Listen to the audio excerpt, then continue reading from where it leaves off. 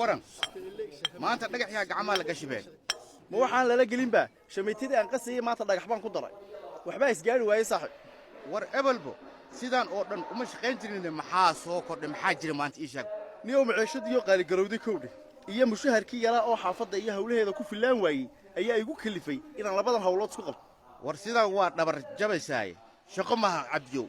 xoogga aboor baa iskala saaxib xoogga aboor ayaa iska leh haddaad adigoo da'daan ah waxaan oo hoole isku qabato war hadhow miniga ma lagaa soo burihaayo saaxiibo oo waxa aan u daalayaa soo maaha guriga iyo wixii lagu cuni lahaa horta waxaan ku warsahaa xaaskaa maxaas qabtaa horta maxay qaban lahaydeen guriga iyo shaqadiisa ahayn oo waxaan ku warsanaa naagaha shaqadooda jikada oo kaleemiya naagaha maanta jiro meel kasta ka shaqaynoo hayin nin inaag isqa waa shaqaynooyin hataa ku dhawo shaqada unuka hayn oo dhismaha ah dee kuwa dhismaha ka shaqaynayaad sheegaysaa mala waa kuwa raggoodii dagaalada ku dhinteen siidow unuka aragni laba isqabto oo shaqada oo dhismaha ka shaqaynooyin war siidow arrinkaa ma iga hubtaa shaqaa sharaf leh hadda haaskaaga haddii dhismaha kula shaqayn lahayd waa neefsa lahayd saaxiibow war malaha ninka aad ii sheegaysay gabadhiisu dhismaha kala shaqaynaysaa waaba adiga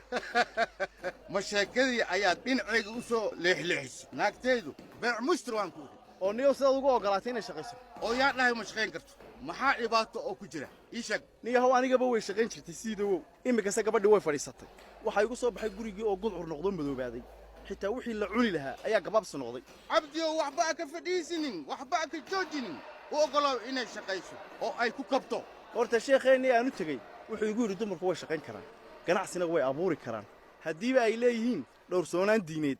cabdiyow faa'iido aadan dareensanayn ayaa ku jirta inay shaqayso ugu yaraan danta reerkaaga ayay ka shaqaynaysaa oo baahidaada ayay dawoolaysaa waa run haddana si baan u salugsanahay shaqadaa bannaanka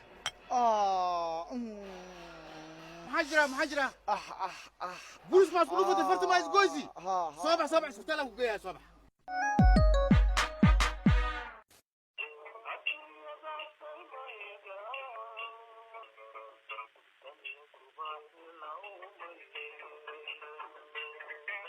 yaasmi walaal maanta waa maxay heesaan calaacal ka dhegaysanaysaa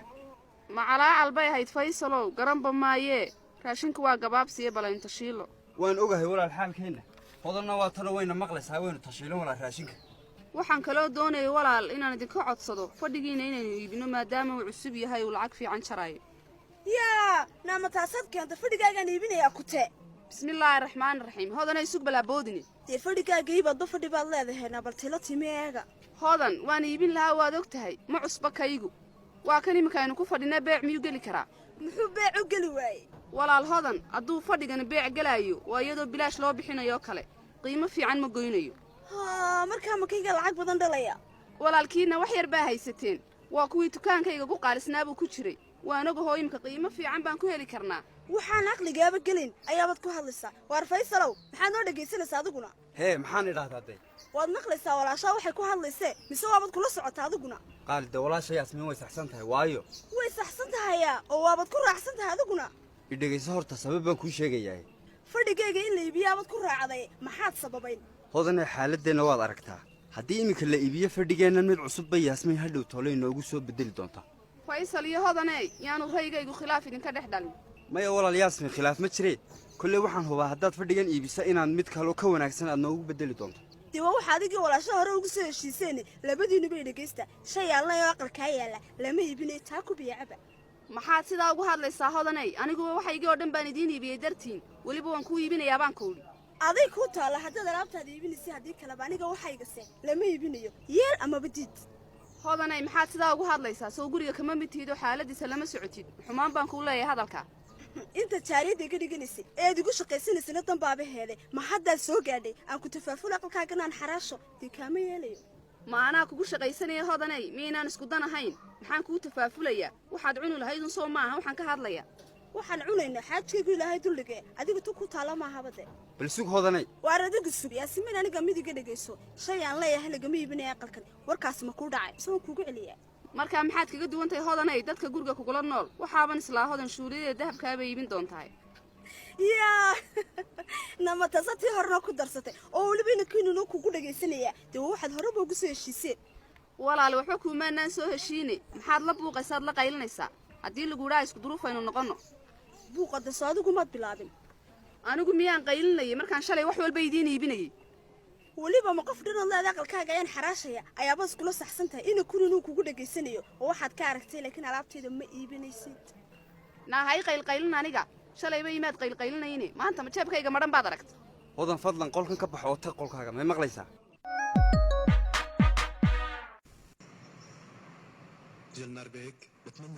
ikraana dharkii aad ii soo tashay dumarkii aan suuqa isku aragnay oo dhan baaba caashaqay maasha allah si qurux badan baad hooyo u soo habaysay ma tiri hooyo waan filaayay in nashqadaa la jeclaysanahayo hooyo mid walba waxay leedahay maduway baa nashqadani dooqaa keligaa baan kuugu tala galay ku kasta wuu ka duwan yahay xataa kan anagu tashay way ka muuqatay inaad si gaara ugu fareeraysatay mahadsanid hooyo hooyo anigana waan kaaga mahad celinayaa dahabka quruxda badanaad ii ammaanaysiisay maasha allah quruxdaadii buu soo saaray haa hooyo afka ku macayso biskudkan alla gacantaada ha kuu barakeeyey waxaad iiga warantaa hooyo qasnajigii cusbaa hooyo waa qasnajaan aad ugu baahnaa si fiican buu u shaqaynayaa maalin iyo habeen xoog baad u aaminsan tahay inankani ma wiil yaroo shidanba waa halkii dhallinyartee ma inaga hubtaa hooyo inuu qof hagaagsan yahay waan ku kalsoonahay hadhaysmalihii dhibbu kuula imanahaya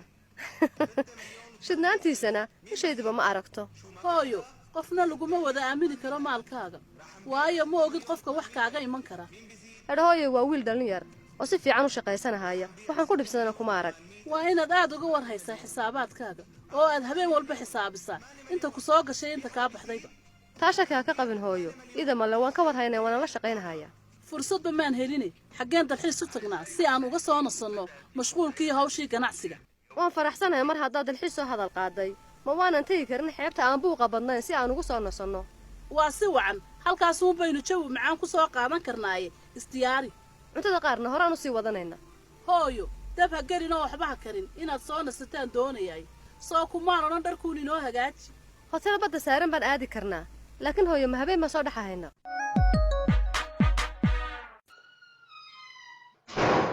waa maxay sidan qalafsanaad ula hadlaysaa yaasmiin weliba anoo ka hor taagan miyaanad xishoonayn intaad walaashaa la soo safatay ayaad weliba igu canaanaysaa sidaad u hadlaysaa soo maaha yaa qayliyey labadiinna iyadu soomaad arkay sidii maanta o dhan igu qaylinaysay maxay kugu qaylisaa hodanay qaylada adaa bilaabee ma aniga qaylada bilaabay istajiyo horta nolosheenna yaasmiin waxay tartay soo ma ogid ma naagta maraysa alaabtaadoo dhan baan iibinayaa ayaad igu leedahay adir maad la hadashid caqligee weeye kaasi sow ma ogid inay alaabtoo dhan iyadu ay noo iibisay sariirta fadhiga cuntada macalaa dahabka ilaa dharkanaad xidhan tahay marka hadday iyadu iibisay xilligay doonta ma waxay odhanaysa waan iibinayaa arooskeenna maxay wareerin buu ahaa mayahay wareerin muu ahayn bal horta dhegayso waar ku dhegaysan maayo horta ma aday qaba mise yaasmiin weli waad sii qaylinaysaa ma garanayo xumaantan aad ka fikirayso yaasmiin dhinaceeda iyadu way ku ixtiraamtaa ixtiraamku laha ma gabadha alaabteeda xaraashaysa ee adigu weliba ku raacsan tahay ayaa anaga ixtiraamaysa weliinantiina buu doodaysaa soo maaha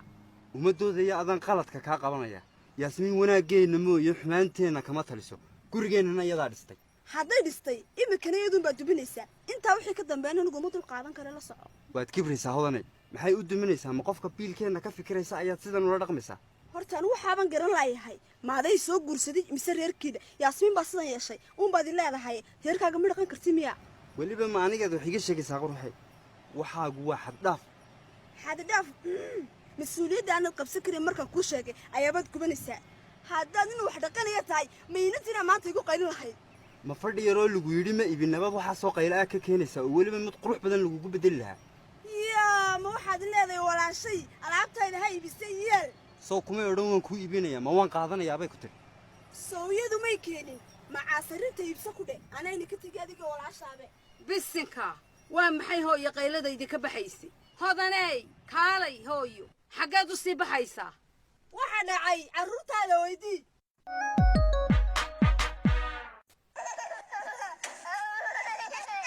maryan kumee way kan cabdiyo soo gudub halkeed ka soo hadlaysaa waa maxay gurigeen madoobay bal dibadda u soo bax mugdiga soo adigu nooguma wacnid anugu malaydhkan ka shaqeeya aad habeen iyo maalin musalsalka ku daawanayso dee musalsal bay kaaga dhegtay kaa ooyaya waayo alla carruurtiina waa kuwaa mugdiga ka wada cabsoonaya hooyo ii aamusa aabbihiin baa sidan idiinku tala galay maryanay maxaad ku hadlaysaa ma markaan idinka maqanay baad waxaan carruurta ugu sheekaysaa alla hooga war maxaa gacanta kaa helay dhibaata ma jirto maryanay dhibaata ma jirto bal cabdi oo caadi ila hadalo maxaa gacanta kaaga dhacay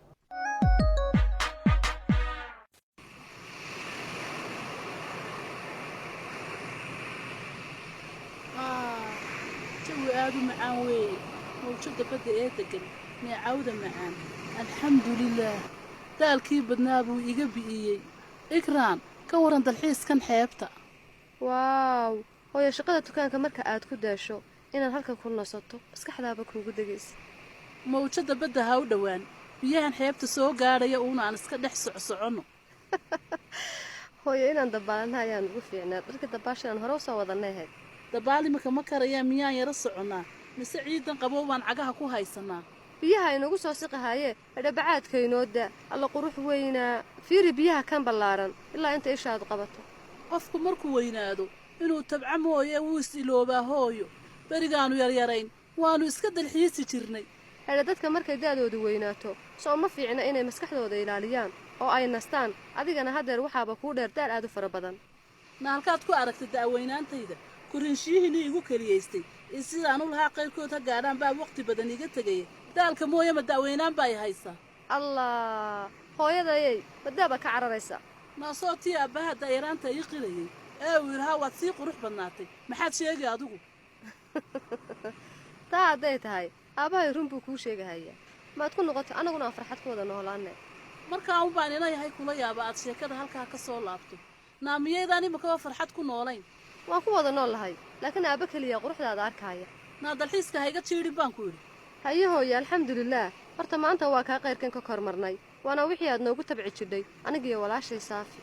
waxa keliya oon ku iloobayaa tacabkii soo gaadhay waxay tahay markaan arko maanta idinkoo taaba galay oo weliba wax qabsanaya taas badhe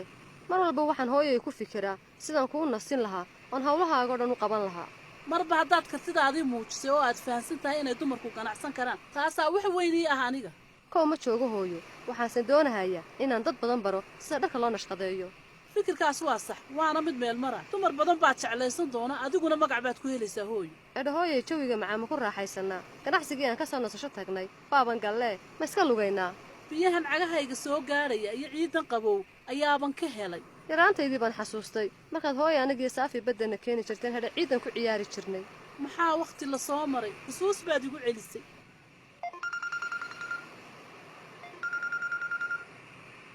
hooye macaan aabbahay baa soo garaacahaaya telefoonka maalinkii ciiddii ayaa iigu wardambaysay aan salaanta ka qaado naama nasashaan kuu keenay halkan mise inaad aabbahaa naga daba keento aabba keligii buu nool yahe inaan u warhayo soo maahan